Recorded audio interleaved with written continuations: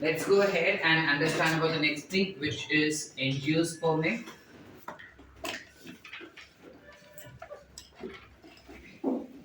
If you have revised gymnosperms, studying angiosperms will be very easy for us because दोनों के reproduction काफी ज़्यादा हद तक similar है, terminologies भी काफी ज़्यादा हद तक similar है, ठीक है? And also we will understand this particular division slightly in a little bit more depth because that same thing will come in your 12th standard also. So when we come in 12th standard and understand this chapter, तब हम उसको quickly कर सकते हैं. ठीक है, तो अभी जो भी है वो अच्छे से समझ लेते हैं अपन. And this is one of the very important topic of your 12th standard.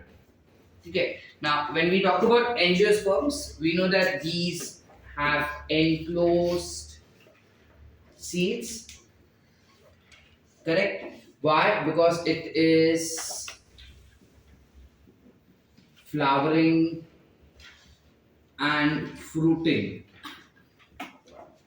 Plant division. यानी ये ऐसा प्लांट डिवीजन है जिसमें फ्लावर्स भी उगते हैं और फ्रूट्स भी उगते हैं. अनलाइक जिम्नोस्पर्म्स जिसमें फ्लावर्स और फ्रूट्स नहीं आ रहे थे, इसके अंदर फ्लावर्स और फ्रूट्स एब्सोल्युटली आएंगे. ठीक है, ये वही प्लांट्स हैं जो हमको आसपास दिखाई देते हैं. ये सारे आसपास जो भी प्लांट्स दिखाई देते हैं, all of them will be part of angiosperms. ठीक है, so in them the flower is reproductive organ of plant, whereas root, stem and leaves will be vegetative. Very good, vegetative parts. ठीक है. Now, what is the difference between reproductive and vegetative parts? Vegetative parts वो होते हैं जो reproduction में participate नहीं करेंगे. So, in short, they are nothing but the body regions. ठीक है, plant के body के जो regions रहेंगे, they will be classified as plant body parts या फिर vegetative parts. Are we clear? और उसको छोड़ के जो reproduction में participate करेगा will by default be identified as reproductive organs. ठीक है. Now, in angiosperms, specifically in flowers, they consist two organs, right? You have one which is male reproductive organ and one which is female reproductive organ.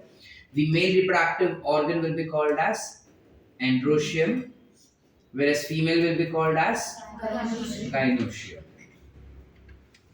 ठीक है, gynoecium is also called as carpel या फिर pistil. इसे carpel या फिर pistil भी कह सकते हैं हम. और जो एंड्रोशियम रहेगा उसे हम स्टेमन कहेंगे. ठीक है, इसके डिटेल्स हम थोड़ी देर में पढ़ेंगे. But before that, which is the tallest angiosperm? जैसे हमने जिम्नोस्पर्म में टॉलेस्ट जिम्नोस्पर्म पढ़ा था, which was that sequoia plant. And which was the smallest? Zamia was the smallest. Likewise, when we talk about here in angiosperms, the tallest plant that we have is eucalyptus. Tallest plant is eucalyptus, which is somewhere around 100 feet tall हो जाता है वो.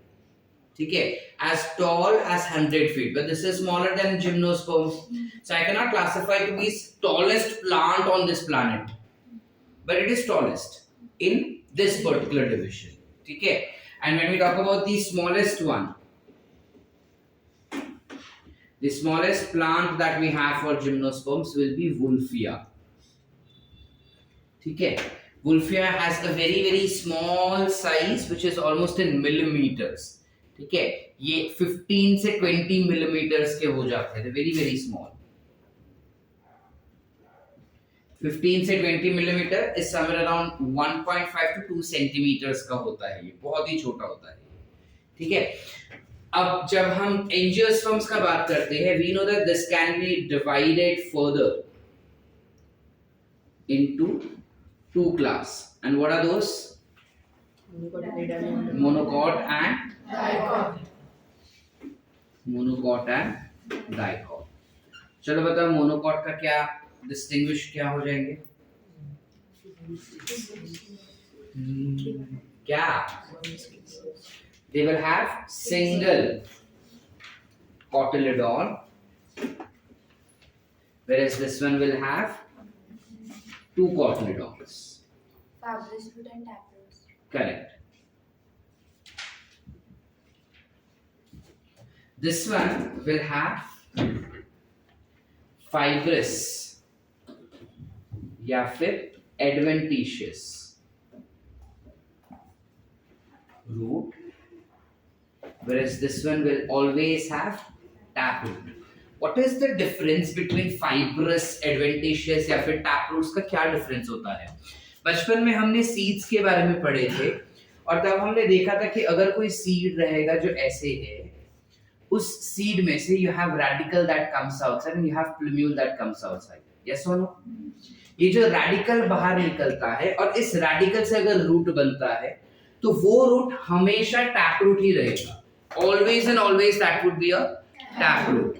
But there are some roots which do not arise from radical. कुछ roots ऐसे होते हैं जो radical से arise नहीं होते हैं. अब ऐसे roots जो radical से नहीं निकलते हैं, those will be classified as adventitious roots. Understood? अच्छा, अगर वो radical से नहीं निकले तो कहाँ से निकलते हैं सर? वो क्या होता है जब plumule पूरा बन जाता है ना, तब plumule ऐसे बनता है. उसका जो रूट सीड जर्मिनेशन होता है उसमें सीड कुछ ऐसे जर्मिनेट हो जाएगा, ऐसे somewhat like this. Are we getting it? फिर ये पूरा ऊपर जाता है to form shoot and this becomes root down here, meaning you don't have radical formation as such.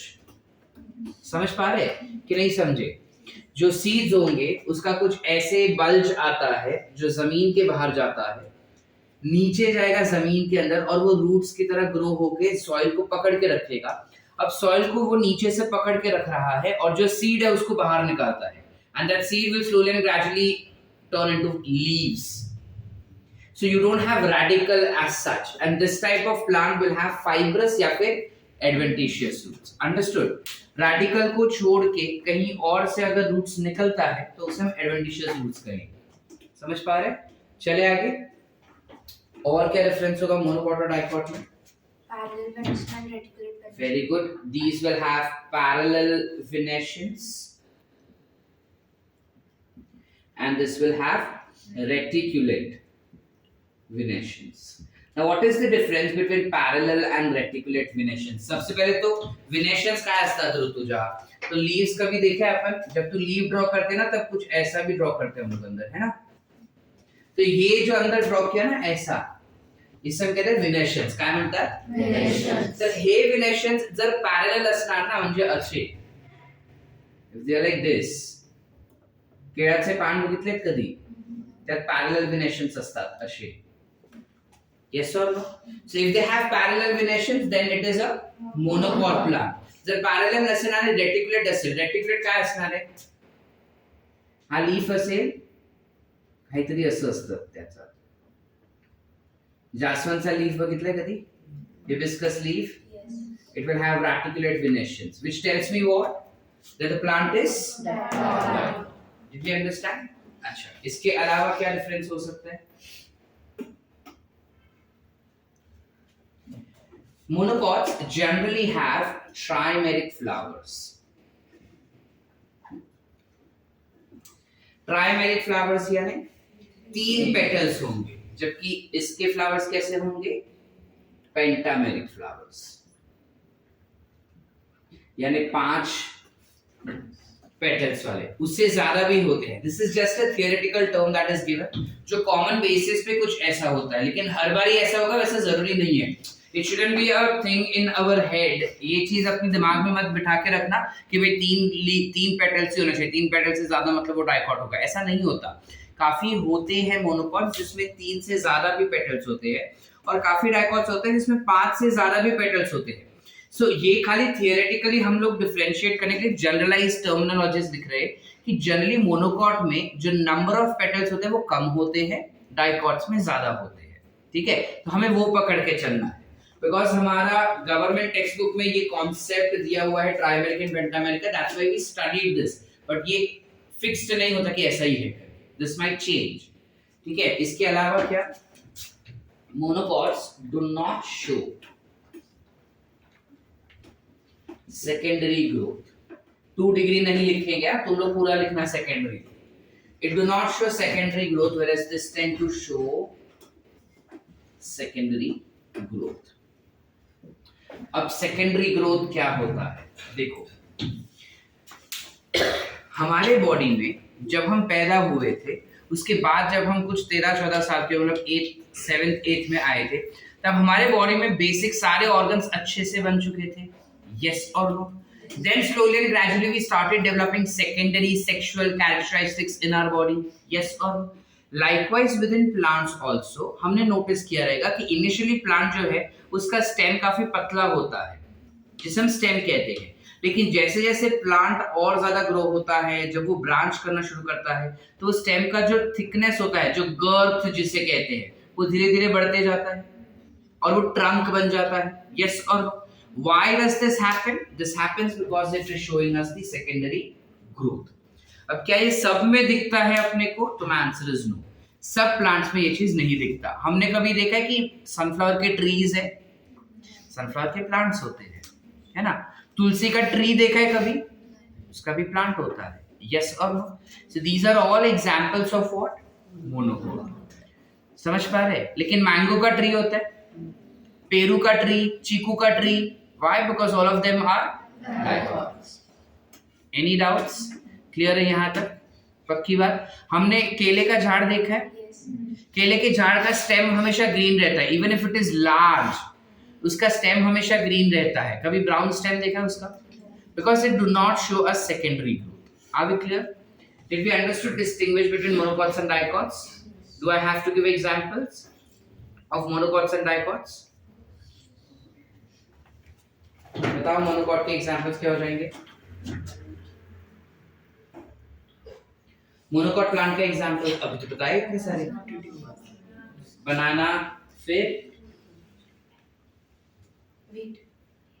wheat, rice, jowar, bajra, coconut, these are all monocot. Coconut एक उन exceptions में से है जो पहले से ही सेकेंडरी ग्रोथ दिखाता है अपने, बट उसका सेकेंडरी ग्रोथ नॉन स्टॉप नहीं होता, एक लिमिटेड टाइम तक रहता है। देखो बाकी सारा पेड़, जैसे आम का पेड़ हो गया, मैंगो हो गया, उसका जब सेकेंडरी ग्रोथ हो रहा है तो उसका ट्रंक जो है वो इंक्रीज होते ही जाता है साइज में। जैसे जैसे साल बढ़ते जाएंगे वैसे उसका गर्थ भी इंक्रीज होते जाता है। यस और नो? लेकिन कभी देखा है कि नारियल का पेड़ अगर 10 साल भी रहेगा तो उसका जो थिकनेस पहले एक बार बन गया उतना ही रहता है। Does that increase after that? मतलब उसमें सेकेंडरी ग्रोथ होता है, एक्सेप्शन केस है, लेकिन नॉन स्टॉप नहीं होता, वो लिमिटेड समय तक ही होता है। समझ पा रहे श्रुति? समझ पा रहे सब? पक्का? इसे बीच में जरा क्लियर है यहाँ तक? चलो, then coming for dicot. Dicot का एग्जांपल मैंगो, फिर हिबिस्कस,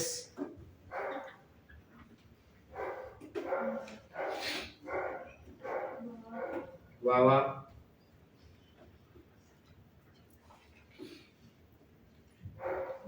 ये तो मैंने दिए थे अभी। चना बटाना, बटाना खाया कभी? 2 कॉटलेडॉन्स होते हैं ना उसके। चने खाए कभी? 2 होते ना। शेंगदाने, all of them are what? आसान।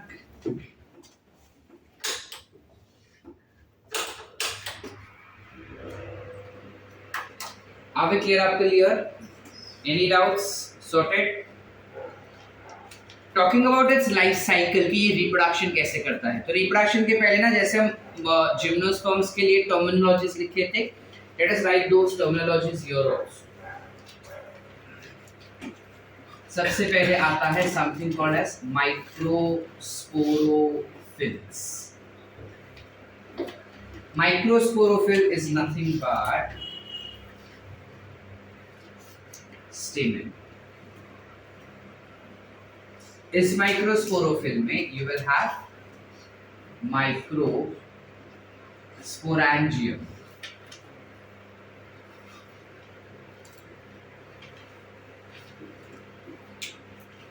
माइक्रोस्पोरेंजियम यानी कि एंथर।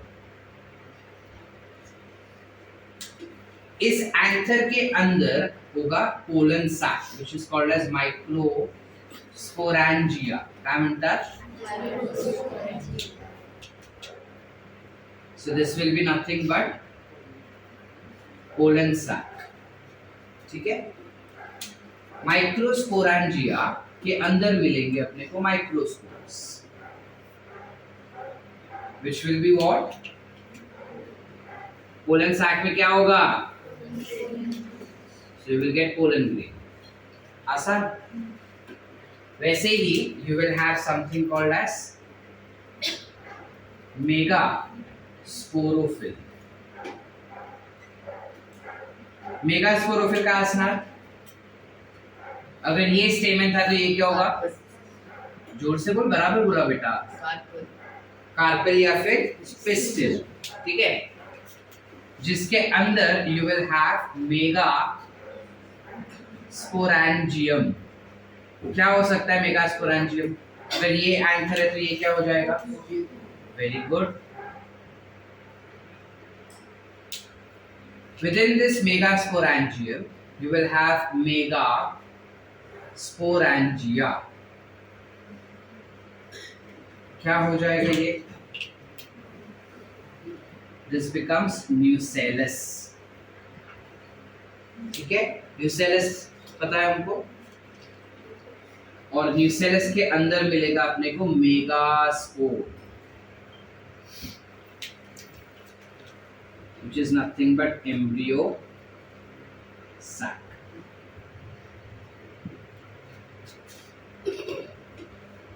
समझा कि नहीं समझा? ठीक है. अब ये एग्जैक्टली दिखते कैसे है? तो जब हम माइक्रोस्पोरोफिल का बात करते हैं, इसका स्ट्रक्चर तो हम देखे होंगे. कुछ ऐसा एक फिलामेंट होता है और उस फिलामेंट के ऊपर कुछ ऐसे एंथर्स होते हैं. यस और नो. इन एंथर्स को अगर हम जूम करें तो वो स्ट्रक्चर कुछ ऐसा दिखाएगा. ऐसे. ठीक है. सो एंथर जो रहते हैं वो बाइलोब्ड होते हैं. Can you see there are two lobes? So when we talk about anthers over here which are called as megasporangium, anther जे असतात ते बायलोब असतात. बायलोब म्हणजे त्याचा दोन लोब्युलर स्ट्रक्चर्स आहेत. दिसतात आपल्याला?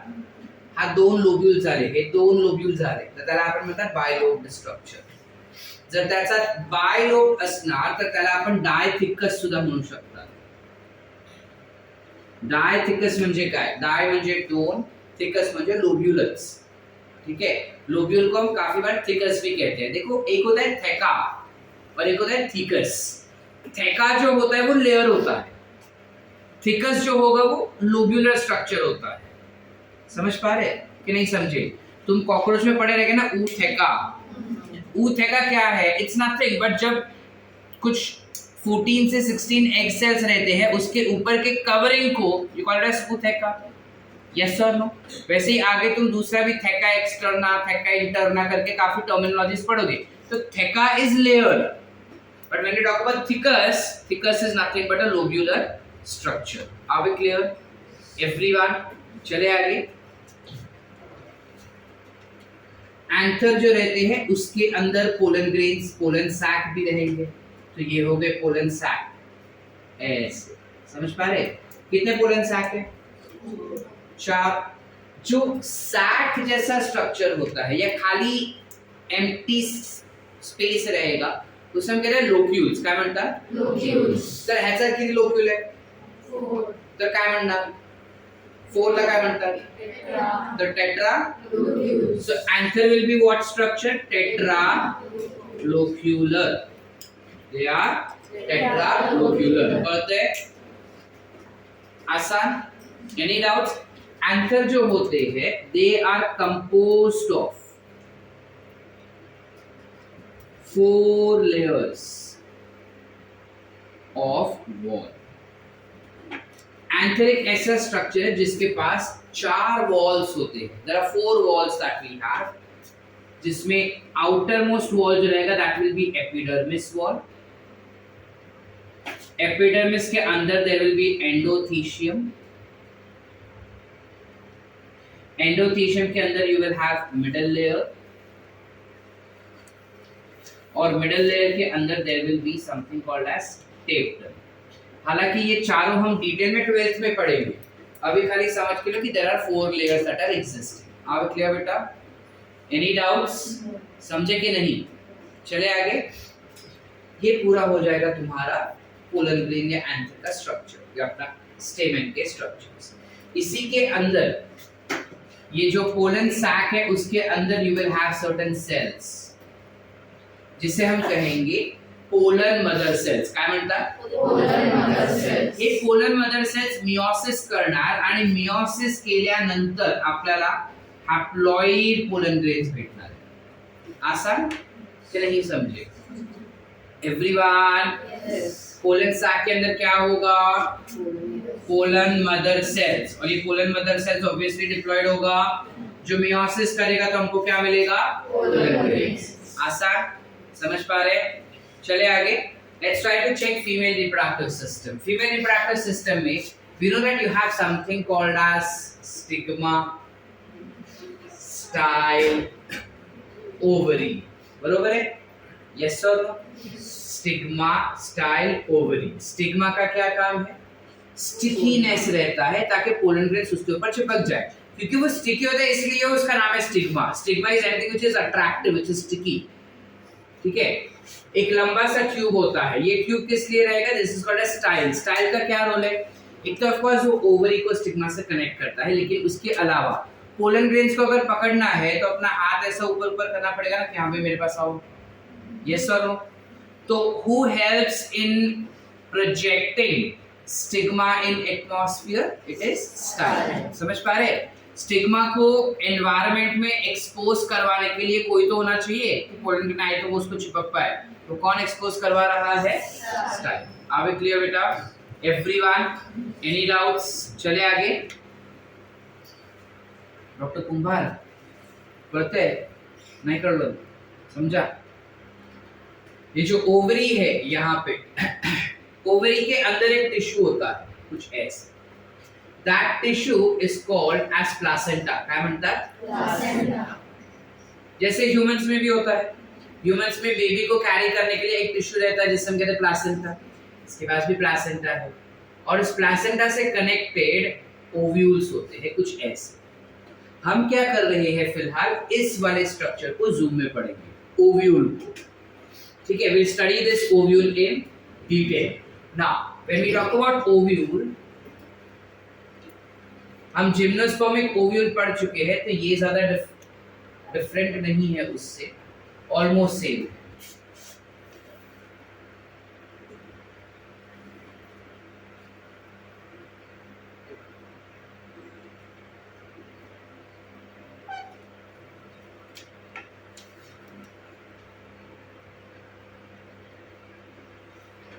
Can we see this?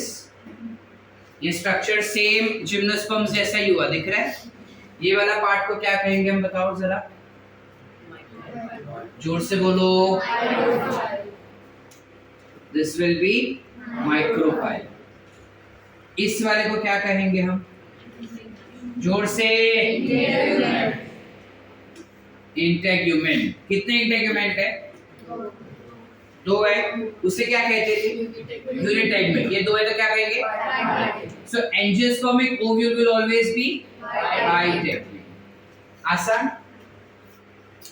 ये जो रीजन है ना इधर वाला, इसे हम कहते हैं चलाजा। क्या म्हणतात? चला जा नहीं, चला जा। ठीक है? ये स्टॉक दिख रहा है, डंडी।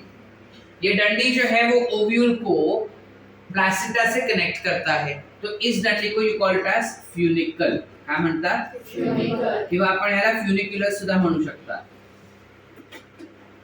फ्युनिकल किंवा फ्युनिक्युलर सुद्धा आपण त्याला बोलू शकता। कळतंय? जाऊया पुढे। काय तुझ्या वहिनी कळतंय? डोसक्यात शिरतंय? काय असतं फ्युनिक्युलस?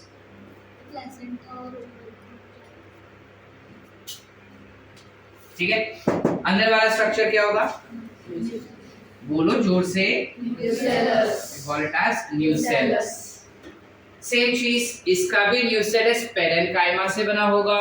बहुत सारा न्यूट्रिएंट्स होगा, वो न्यूट्रिएंट्स को लेने के लिए यहाँ पे एक स्पेशल सेल होगा ये सेल का नाम क्या है? Megaspore mother cell. काय म्हणतात ह्याला आपण? Megaspore mother cell. Mother cell. क्या होगा? ये डिप्लॉयड हो जाएगा ना? यस और no? It will undergo what? Meiosis. कितने सेल देगा? 4. कितने सर्वाइव करेगा? 1. कितने मरेंगे? 3. सेम. ठीक है? तो what I do is I just erase this part. हम इसी को बड़ा कर देते. ये कुछ ऐसा बड़ा सा स्ट्रक्चर हो गया. ठीक है? अब इसको हम कहेंगे एम्ब्रियो सैक. काय म्हणणार याला आपण? Embryo sac. वो जो एक मेगास्पोर बच गया ना, बड़ा सा, इधर दिखाता हूं उसके साथ क्या हुआ. ये एक मेगास्पोर बच गया. वो एक मेगास्पोर के अंदर वाले न्यूक्लियस डिवाइड हुए माइटोसिस से, हमको मिले 2. अच्छा, ये जो मेगास्पोर बचा है वो हैप्लॉइड होगा या diploid? By haploid. Meiosis. Correct. तो वो वापस से मियोसिस कर सकता है? यस और no? Why? The number of chromosomes have reduced to half. Half का और हाफ कुछ नहीं हो सकता ना. एक कॉपी मम्मी से आया, एक कॉपी पापा से आया. पापा वाला हटा दिया, मम्मी वाला बचा. अब मम्मी वाले में भी कॉपी को आधा कर सकते हैं क्या? आधे मम्मी के कॉपीज पूरे ही आएंगे. तो आधे का आधा कुछ नहीं होता. क्लियर है? So this will go by mitosis और हमको 2 न्यूक्लियस देता है. एक और माइटोसिस करेगा तो कितने न्यूक्लियस हो जाएंगे? 4. और एक और माइटोसिस करेगा तो कितने न्यूक्लियस हो जाएंगे? बताओ. हाँ, 8 हो जाएंगे ना. 1 का 2, 2 का 4, 4 का 8. यस और नो? Yes. ये जो 8 मिले हैं, इनमें से अब 8 न्यूक्लियस के 4 ऊपर जाएंगे, 4 नीचे जाएंगे और एक बीच में आ जाते हैं. सॉरी, 3 ऊपर जाते हैं, 3 नीचे जाएंगे, एक बीच में आ जाएंगे. सो ये 3 ऊपर, 2 बीच में, 3 नीचे. ठीक है? आता क्या होना? उसके आसपास ऐसे कुछ सेल वॉल बन जाता है. दिखा सेल वॉल? इधर भी कुछ ऐसे सेल वॉल बन गया. दिखा? और सेंटर वाले 2 न्यूक्लियस है ना, उन दोनों के लिए एक कॉमन सेल वॉल बन जाता है ऐसे. समझे कि नहीं समझे? ये 2 बेंच पे कॉकरोच है. इधर बैठ. नहीं दिख रहा है तो अनुष्का, ठीक है, समृद्धि बुरा नहीं मानेगी तो अगर आगे आएगी तो. समृद्धि चालेल ना? पुढे आली तर. श्रावणी, क्लियर है यहाँ तक? Any doubts? अब ये स्ट्रक्चर हो गया हमारा एम्ब्रियो सैक. क्या हो गया? Embryo sac. क्या हम समझे हुआ क्या? एक मेगास्पोर मदर सेल था, उसने डिवीजन किया. कौन सा डिवीजन किया सुशांत?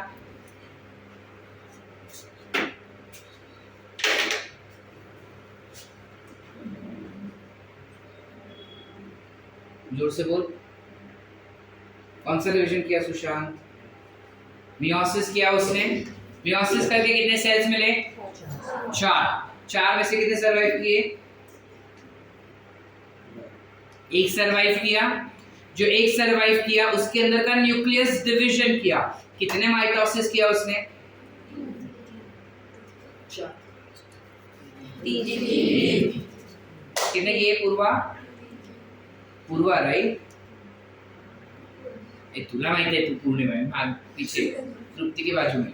पूर्वा ना? हाँ. कितने माइटोसिस किए?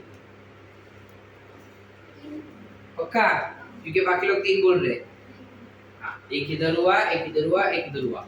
3 माइटोसिस. ये रीअरेंजमेंट स्टेप है. सो जिम्नोस्पर्म्स में, ये तुम्हारा नीट का क्वेश्चन है, ठीक है, और बोर्ड्स में भी आता है. जिम्नोस्पर्म्स में गैमीटोफाइट बनने के लिए, अच्छा गैमीटोफाइट क्या होते हैं? पार्थ, व्हाट इज गैमीटोफाइट बेटा?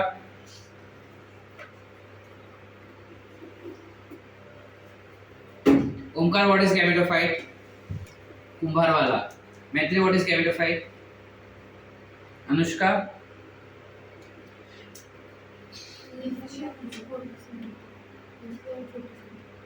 नहीं, ये मैं तुमको पहले ही मतलब हम 2 डिवीजन कर चुके हैं जिसमें गैमेटोफाइट बोल रहा था, तब मैंने लिखा नहीं था बोर्ड पे। नहीं, ऐसा स्ट्रक्चर जिसके अंदर गैमीट रहेगा उसे हम कहेंगे गैमेटोफाइट। भूल गए? गैमेटोफाइट वो स्ट्रक्चर होता है प्लांट के अंदर जो गैमीट कैरी करता है। समझे कि नहीं समझे? तो अपने प्रोथैलस जो था उसमें भी गैमीट था ना, सो दैट वाज गैमेटोफाइट, जो गैमीट बना रहा था। समझ पा रहे? प्रोटोनिमा था जिसमें बड्स आए, वो गैमीट बना रहा था। करते कि नहीं? वो अपना जो पूरा स्ट्रोबिलाई था जिसमें माइक्रोस्पोरोफाइल ये वो भूल गए क्या? जिम्नोस्पर्म्स में क्या थे गैमेटोफाइट? जिम्नोस्पर्म में archegonia was having gametes in them, that becomes its gametophyte. समझा कि नहीं? अब इधर गैमेटोफाइट क्या हो जाएगा फिर? ये क्या है? क्या है बेटा? Correct. It's an embryo sac which is nothing but gametophyte. करते कि नहीं? अरे चले आगे। अब यही चीज यहाँ पे ड्रॉ कर रहा हूं मैं, same. So you will have 3 cells, ऊपर के जगह पे कुछ ऐसे, एक सेल सेंटर पे रहेगा लेकिन उसके पास 2 न्यूक्लियस होंगे, बराबर? और नीचे 3 सेल्स होंगे कुछ ऐसे, बराबर है? अब इन ये वाले जो ऊपर के सेल्स है, यहां पर जो सेल्स है ऊपर, इस सेल्स को हम क्या कहेंगे? So these cells are called as antipodal cells. काय म्हणतात? Antipodal cells. काय म्हणतात? Antipodal cells. ये दिख रहा है लास्ट पेज पे या जूम करूं? You call it as antipodal cells. Antipodal कशाला म्हणतायत? बिकॉज ओव्यूल का जो पोल होता है ना, वो हमेशा माइक्रोपाइल होता है। Micropyle is the pole, top most region. ये ऊपर का रीजन होता है। सर आपने तो नीचे बनाया है। हाँ, because most of the angiosperms have anatropous ovule। इससे जब कभी भी एंजियोस्पर्म्स का बात करते हैं ओव्यूल का, तो उसका ओव्यूल होना ऐसा चाहिए, लेकिन मोस्ट ऑफ द टाइम ऐसे होता है। इससे जब भी ड्रॉ करेंगे या तुम एनसीईआरटी में देखते हो, वो हमेशा ऐसा ही ड्रॉ किया हुआ दिखाई देगा, ऐसा नहीं दिखाई देता। समझे कि नहीं? So this is an anatropous ovule. Ana मतलब ऑपोजिट, ट्रोपस यानी ट्रोप यानी पोल। यहां पे भी दिस इज एंटीपोडल। एंटी माने अगेंस्ट, पोडल यानी पोल्स, तो ये पोल के ऑपोजिट है, सो एंटीपोडल सेल्स। चले आगे। ये जो सेंटर पे अपने को दिखाई दे रहा है यहां पे, दिस, अगर मैं सेल का बात करूं तो मैं इसे कह दूंगा सेंट्रल सेल, जो हो जाएगा डिप्लॉइड। यस और नो? 2 हैप्लॉइड न्यूक्लियस है तो सेल बन जाएगा क्या? नहीं समझ रहे माही? ये सेंटर में एक सेल है, एक सेल के अंदर 2 न्यूक्लियस है। ये दोनों न्यूक्लियस हैप्लॉइड है या डिप्लॉइड? बराबर? तो 1 haploid plus 1 haploid becomes what? तो सेल के अंदर कितने न्यूक्लियस है, तो टोटल कितना प्लॉइड हुआ उसका?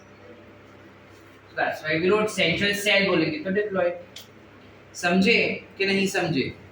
अगर यहीं पे मैं सिर्फ न्यूक्लियस का बात करूं तो you call it as secondary polar nuclei.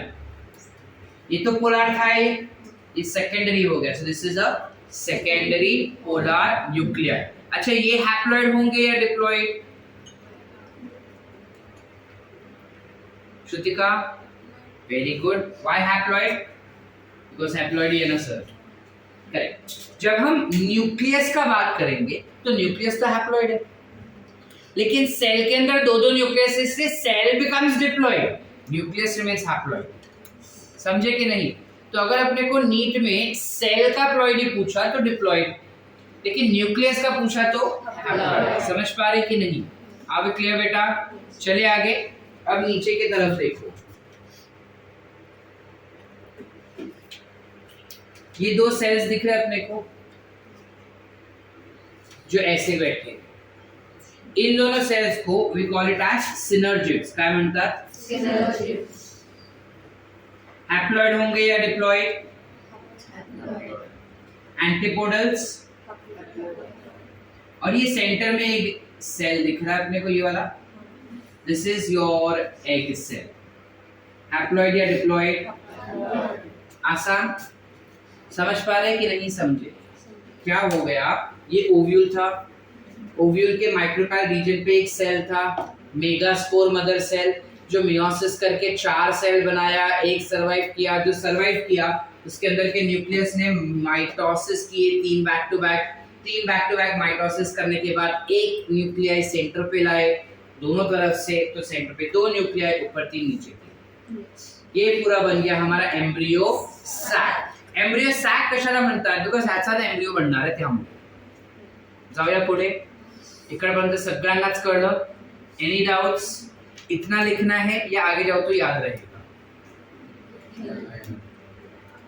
You want to write this much first, और इफ आई गो तो याद रहेगा. चलो आगे, याद रहेगा. आदित्य सहले थोड़ा, पूरा बैच तेरे अगेंस्ट है. चले, अब क्या होगा? पोलन ग्रेन उधर से उड़ के आएगा और स्टिग्मा पे चिपक जाएगा. स्टिग्मा पे जैसे ही वो चिपक जाएगा, स्टिग्मा पे चिपकने के बाद स्टिग्मा पर कुछ वाटर होता है, पानी होता है, मीठा पानी, शुगरी वाटर. वो मीठा पानी जब वो पिएगा तो पेट फूलेगा ना उसका. अब वो पीते ही जा रहा है. तो कार्टून नेटवर्क में देखा हमने कि बहुत पीते हैं तो पेट ऐसा.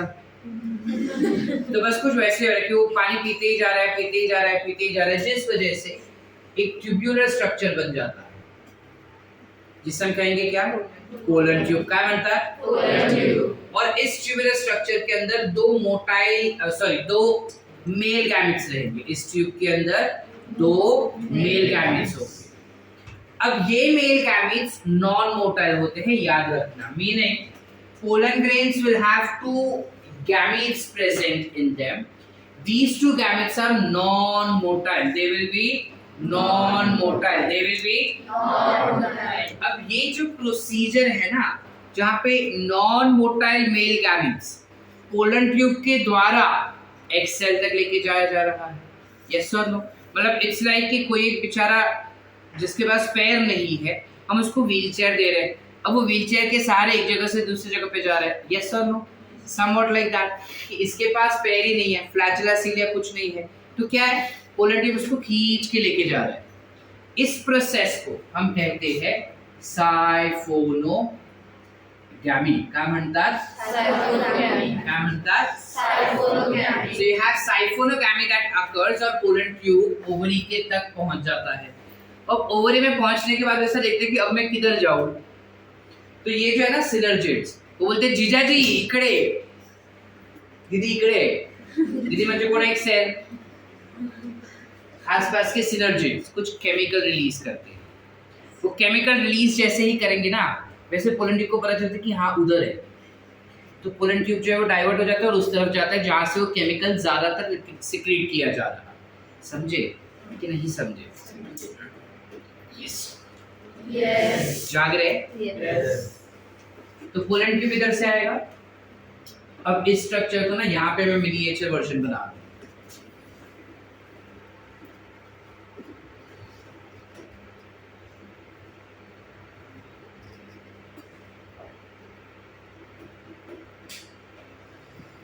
ठीक है. अब क्या हो रहा है, पोलन ट्यूब आया और उसके अंदर मेल गैमेट भी लाया. अब ये बोल रहे थे ना जीजाजी इकडे इकडे इकडे या, तुमची वहिनी इकडे आहे. नाही आमची वहिनी बरोबर. ठीक है, तुमची बायको इकडे आहे. ठीक है, तो बोला हो येतो. फिर ये अंदर जाता है पोलन ट्यूब. अब घर तक जाएगा ऐसे, दिखाई दे रहा है.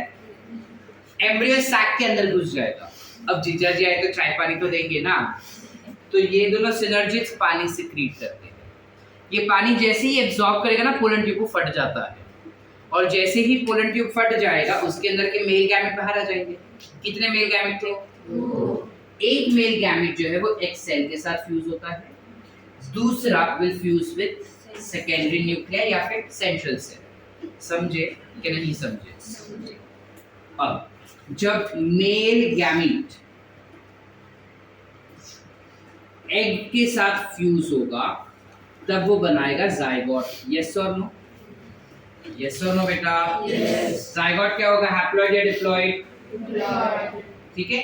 This process of fusion of male and female gamete is called as syngamy. क्या म्हणतात? क्या म्हणतात? सिनगैमी। और ये जाइगोट जो है वो आगे जाके बनाएगा एम्ब्रियो। आगे जाके क्या बनाएगा वो? एम्ब्रियो। आसान। चले आगे। दूसरा मेल गैमीट जो है वो फ्यूज हो गया किसके साथ? Central cell. यस और नो? या तो हम कहेंगे कोई सेंट्रल सेल के साथ फ्यूज हुआ, या तो बोलेंगे सेकेंडरी पोलर न्यूक्लियाई के साथ हो रहा है। Either we say that it is getting fused with central cell or we say it is getting fused with secondary polar nuclei। अब क्लियर बेटा? चले आगे। अब इसके साथ फ्यूज हो जाएगा तब क्या बनेगा? It can form primary endospermic nucleus, अगर न्यूक्लियस से बात कर रहे हैं, या फिर प्राइमरी एंडोस्पर्मिक सेल अगर सेल का बात कर रहे हैं। समझे कि नहीं समझे? मतलब अगर क्वेश्चन में आया that secondary polar nuclear fuses with sperm cell या male gamete to form dash, तो क्या बोला है? सेकेंडरी पोलर न्यूक्लियर बोला, तो क्या बनेगा? Primary endospermic nuclear. लेकिन अगर क्वेश्चन में आया कि जो मेल गैमीट होता है वो सेंट्रल सेल के साथ फ्यूज होकर क्या बनेगा, तो क्या बोलेंगे? Primary endospermic cell. करते हैं कि नहीं? अच्छा, अब तुम अक्ल लगा के बताओ, जो मेल गैमेट था वो हैप्लॉइड था या डिप्लॉइड? हैप्लॉइड था। Central cell, secondary polar nuclei दो थे, यानी हैप्लॉइड हैप्लॉइड, बराबर। अब इसमें एक और आ गया हैप्लॉइड, तो टोटल कितने हो गए? तो इसे क्या कहेंगे? ट्रिप्लॉइड। काय म्हणणार? तो ये जो स्ट्रक्चर बना ये क्या हो जाएगा? नहीं समझे? श्रुति समझा के नहीं समझा? वंस मोर और अंडरस्टूड एवरीवन? तो ये PEN या फिर PEC will be a triploid. ठीक है। जिम्नोस्पर्म्स में क्या था?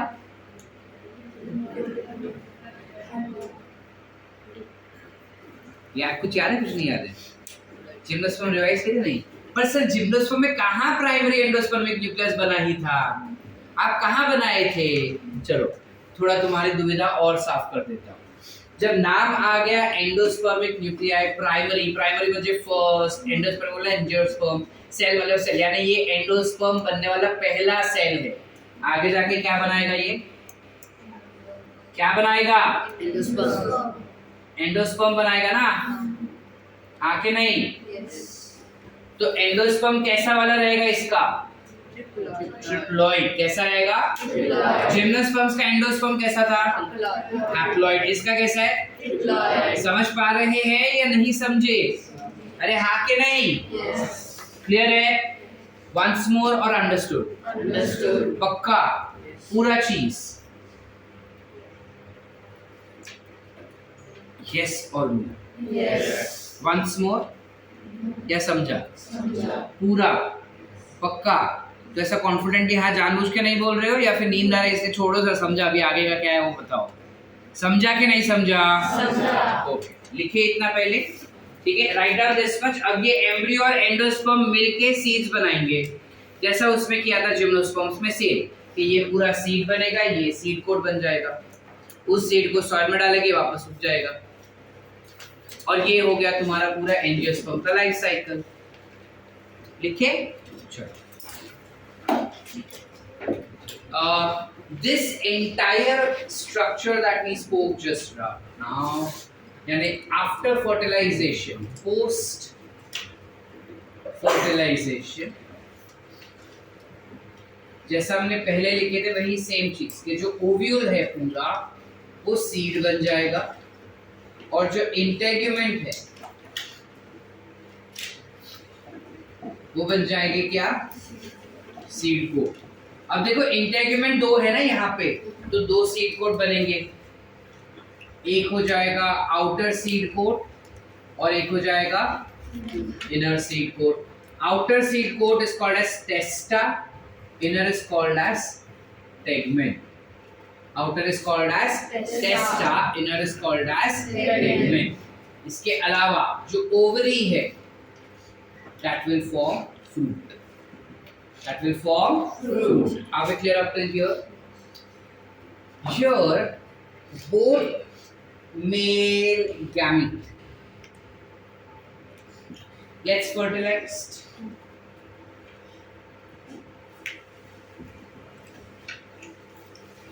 Forming zygote and PEC. What is PEC? Primary endospermic cell. Thus, this phenomenon is called as double fertilization. क्या म्हणतात त्याला? double fertilization. सभी plants, सभी angiosperms में double fertilization दिखाई देगा आपने। Double fertilization is unique characteristic feature that is seen only and only in angiosperms. याद रखना, डबल फर्टिलाइजेशन सिर्फ और सिर्फ एंजियोस्पर्म्स में ही होता है और किसी में नहीं होता, ये चीज याद रखना, ठीक है। नीट में पूछा जा चुका है, बोर्ड्स में तुमको आ सकता है वन लाइनर्स में, याद क्लियर है? Any doubts? ठीक है। अब अगर हम जिम्नोस्पर्म्स और एंजियोस्पर्म्स, पता है मैंने लाइफ साइकिल सबके हमने पढ़े, हमने सबको बोला कि ये हैप्लॉन्टिक लाइफ साइकिल, ये हैप्लोडिप्लॉन्टिक लाइफ साइकिल, हमने जिम्नोस्पर्म्स और एंजियोस्पर्म्स का नहीं देखा। अगर नहीं इसलिए देखा बिकॉज़ दोनों के सेम है, so I was waiting for this to get ended. इसका ध्यान से देखो, ये स्ट्रक्चर जो है वो डिप्लॉयड है, this is also diploid, this is also diploid, this is haploid, जिसमें फर्टिलाइजेशन हो जाता है एंड इट फॉर्म्स डिप्लॉयड। फिर जो तुम्हारा रूट स्टेम लीव्स आएगा वो डिप्लॉयड, बाकी पूरा डिप्लॉयड। तो maximum of its life is only gamete formation will be diploid, thus the life cycle turns out to be Diplontic. did we understand what is diplontic life cycle? कि इसका जो maximum portion होगा life का वो diploid होकर गुजारेगा except for one part of it, and that is the reason that they have diplontic life cycle. Are we clear बेटा? दे मतलब वो angiosperms as well as gymnosperms, दोनों में सेम ही तो हो रहा है, ठीक है। डिफरेंस खाली ये है कि जिम्नोस्पर्म्स में ओवरी ना होने की वजह से फ्रूट्स नहीं बनता, पहला डिफरेंस। दूसरा डिफरेंस, जिम्नोस्पर्म्स में आर्किगोनिया होता है इंस्टेड ऑफ एम्ब्रियो सैक, ठीक है। तीसरा डिफरेंस ये हो जाएगा कि जो एंजियोस्पर्म्स होते हैं उनमें एंड्रोशियम और गायनोशियम दोनों के दोनों फ्लावर्स के अंदर दिखाई देते हैं, जबकि यहाँ पे एंड्रोशियम एंजियोस्पर्म्स में दोनों फ्लावर्स में होंगे, जिम्नोस्पर्म्स में they are present in strobili. So strobili will have direct reproductive organs rather than reproductive system, whereas they have reproductive system. That's the difference. समझ पा रहे कि नहीं? बाकी सब से any doubts? All clear? लिखे? Sure. Quickly write down. With that, we end with your kingdom plantae chapter. ठीक है? So tomorrow I want you guys to solve MCQs and come. ठीक है? Level 1, 2, 3, all three.